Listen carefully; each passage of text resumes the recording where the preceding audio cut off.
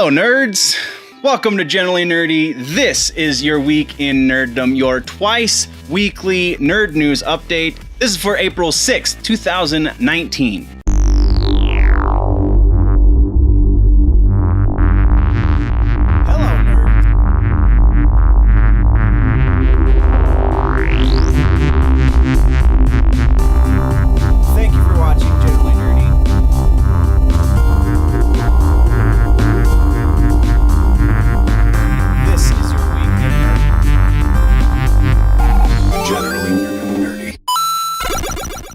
Real quick before we jump into the video, guys, a little bit of housekeeping. Next week is going to be a blackout week. I told you, as we are going to be doing conventions, generally speaking, the week before would be a blackout, and so we are the week before a convention. Also, there is a Big Show Entertainment Media event that we're going to be filming for this Tuesday, which is usually a day I spend editing, so that's kind of getting in the way of it. So all over, we have rehearsal, band rehearsal, because the band's going to be playing at the convention this weekend, gearing up for the actual convention for coverage. All of that stuff means that everything for the week in Nerddom is getting put on hold.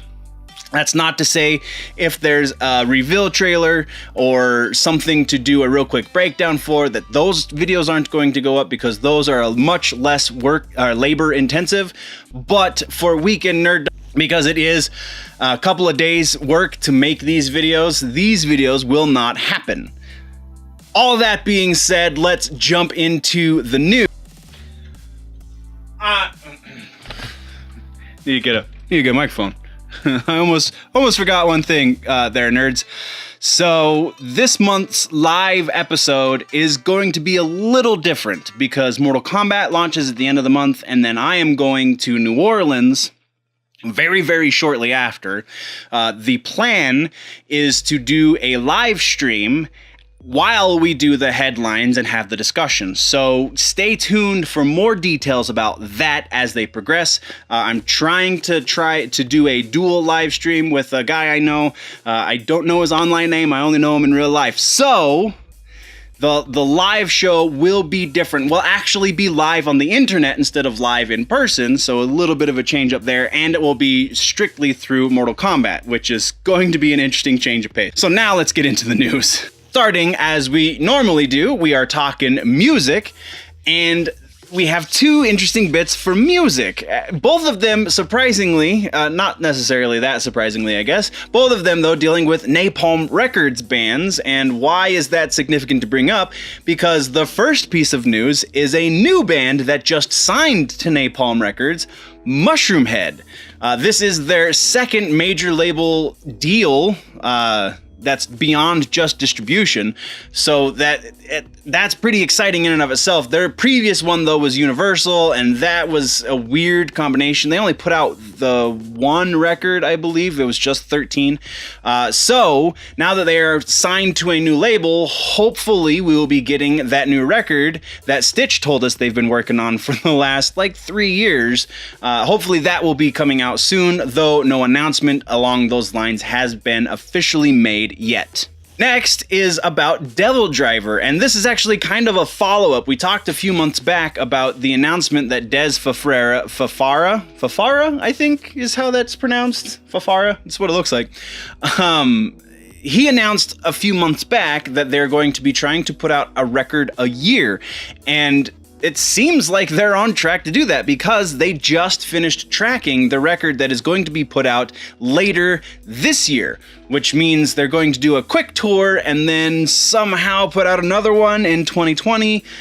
Maybe they won't go on tour. That has not been announced, but the announcement of finalization of the recording process was announced. Next in the album making process, rather, is they have to do mixing and mastering, which generally takes a few weeks to up to 2 months. And they also kind of have to whittle down the song list because just like Killswitch, Devildriver came into the studio with I think the blurb said something like 22 tracks to record. I don't know exactly how many of them got recorded, but they're done. So we're going to be hearing new Devildriver later this year. And we're moving right along to TV news. Starting TV news, we have an update from American Horror Story. Directly from Evan Peters himself at WonderCon, it seems that season 9 of American Horror Story will be the first season that will not feature Evan Peters. Moving next, we've got a little bit from comicbook.com. Is reporting that Curran Walters, the kid who played Jason Todd in Titans season 1, just got bumped up to series regular for season 2. So we will be seeing a lot more Jason Todd apparently in the next season of Titans. Shifting gears slightly into comedy television, we have the announcement made this week that Adam Sandler will be hosting for the very first time Saturday Night Live. It's very interesting that he's one of the more well-known cast members from the 90s, one of the more well-known cast members, period, and this is his first time hosting. Hopefully, the writers over at SNL will take notes from one of the best cast members the show's ever seen. And then rounding out our television news this week is the update from Cowboy BeBop.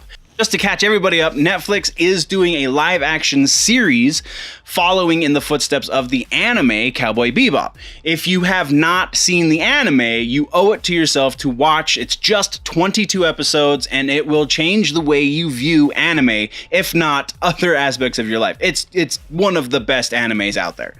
So, the casting announcements we got are John Cho, who, if you recognize the name, it's because he was Harold in the Harold and Kumar movies.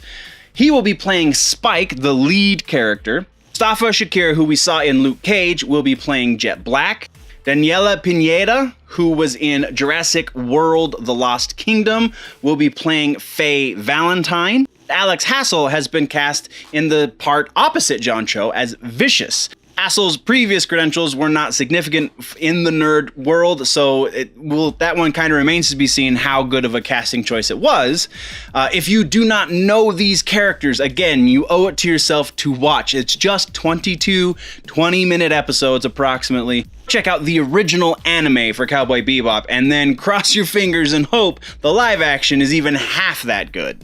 Full and proper shifting of the gears, we're moving into movie news, and we've got quite a bit in movie news. First up is Conjuring 3, got its official release date of September 11th, 2020. It seems they're trying to put out a Conjuring-related movie, be it a direct sequel like we're getting in 2020, or the Annabelle movie that we're getting later this year, some sort of Conjuring-related movie about once a year to once every other year, which could be a bad idea.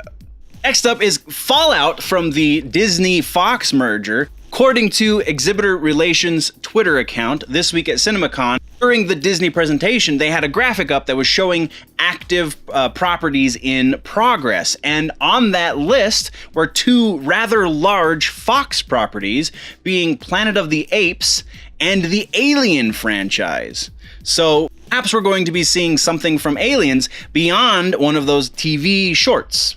Next is Star Wars news, because it's really not a proper movie news section without Star Wars news. This time it comes directly from Rian Johnson. He has made the announcement that once he is finished working on his thriller Knives Out, that he will be jumping headfirst into a galaxy far, far away, or back into a galaxy far, far away, I guess, working on his Star Wars trilogy. Next is another follow-up to the Suicide Squad news that we've been talking about, the coverage that we've been doing right here on your Nerd News headlines. This time, it's interesting. It seems that Idris Elba isn't going to be replacing Will Smith as Deadshot because they have completely removed Deadshot from the film. Now, Idris Elba is going to be in the film, and Will Smith is not, but who Idris Elba is going to be playing is being kept a very, very tightly held secret. Our previous discussion about this movie, about how only a select few of the characters, and those select few characters being Margot Robbie's Harley Quinn and Will Smith's Deadshot, now we know that's not happening, but Harley Quinn is returning.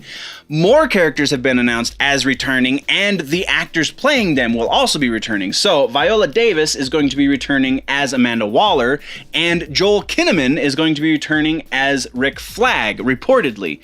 Also returning is Jai Courtney, who played Captain Boomerang. Then our last bit of movie news is Mortal Kombat. So there's a 166 rapid fire question video with Ed Boon, the creator, co-creator rather, and now CEO of NetherRealm something. He's the dude that makes all the decisions. Ed Boon is the guy who you go talk to about all things Mortal Kombat and Injustice, it would seem.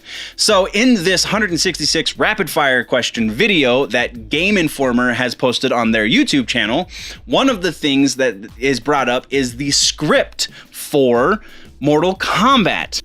Boon's response to the questions kind of echoes what we heard from James Wan about a little less than a year ago, about 8 months ago or so, saying that if it's going to be done, it needs to be done right. They need to get a budget, they need to get it in the right hands of the proper director. And Boon says that in the right hands, it's going to be amazing. I'm very much paraphrasing here, but it's approximately somewhere around that. Which, to me, and this is my interjection of opinion here, to me, that sounds like if Mortal Kombat 11 launches bigger or at least as big as Mortal Kombat 10, or MKX, if you will, then that very much says to me that Warner Brothers will be willing to invest in the film. If, though, Mortal Kombat 11 doesn't launch as large as they're expecting it to, and at this point, I feel like that's not really a question, but should that not happen, then they're not going to give it the budget it deserves, it would seem. On next, we got gaming news, and we're staying in the Mortal Kombat 11 vein. We got the Kombat Cast number 7, I believe, yesterday as I'm filming this, so about 2 days ago as you're watching it, unless I can get this up tonight, but that's irrelevant. During that Kombat Cast, we got to see the Collector, we got to see Noob Saibot gameplay, and the official confirmation / gameplay. Oh no, official confirmation already happened, but gameplay nonetheless for Aaron Black. It looks of these three, all three of them are going to be tournament ready, but the newest one of them, the Collector, looks to be the most solid so far of the new characters. I can't really speak to the gameplay for Garrus. We saw very, very little of that, but between Cetrion and Collector, it seems Collector is the more tournament ready of the two, and Garrus potentially could be in that same tier as well.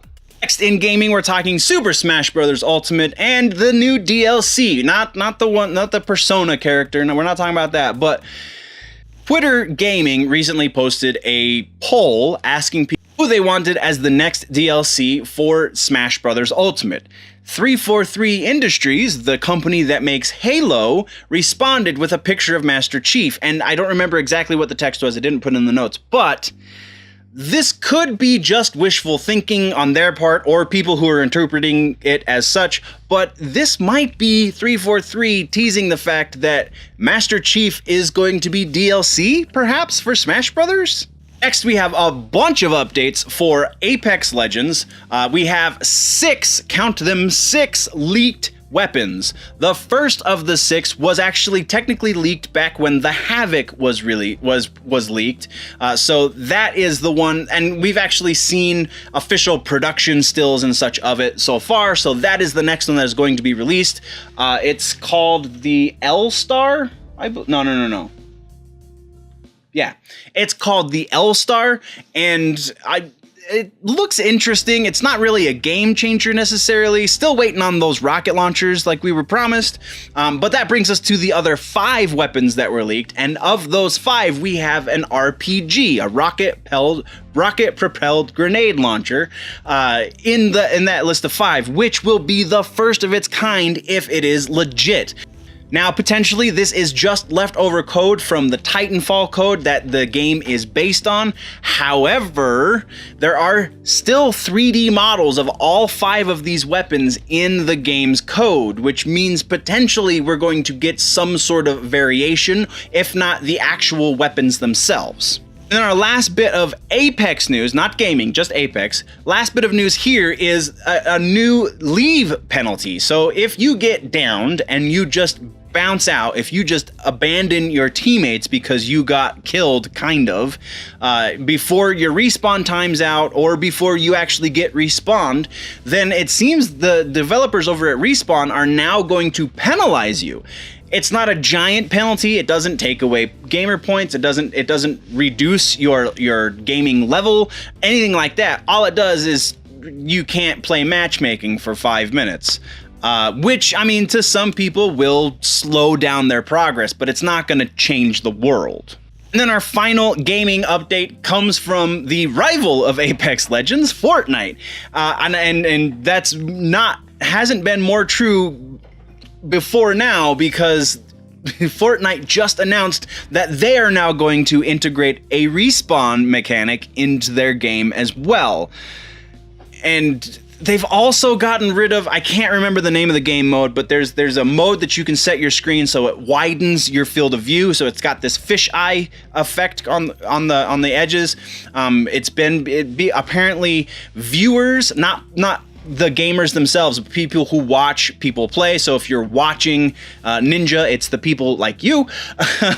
Those people, though, have been complaining about the strange effect. It gives them headaches and blah, blah, blah. But now hardcore gamers are the ones that have to pay a penalty because people watching them play don't like the way it looks. It just seems very odd to me, and a lot of the pro players are actually getting quite upset about this.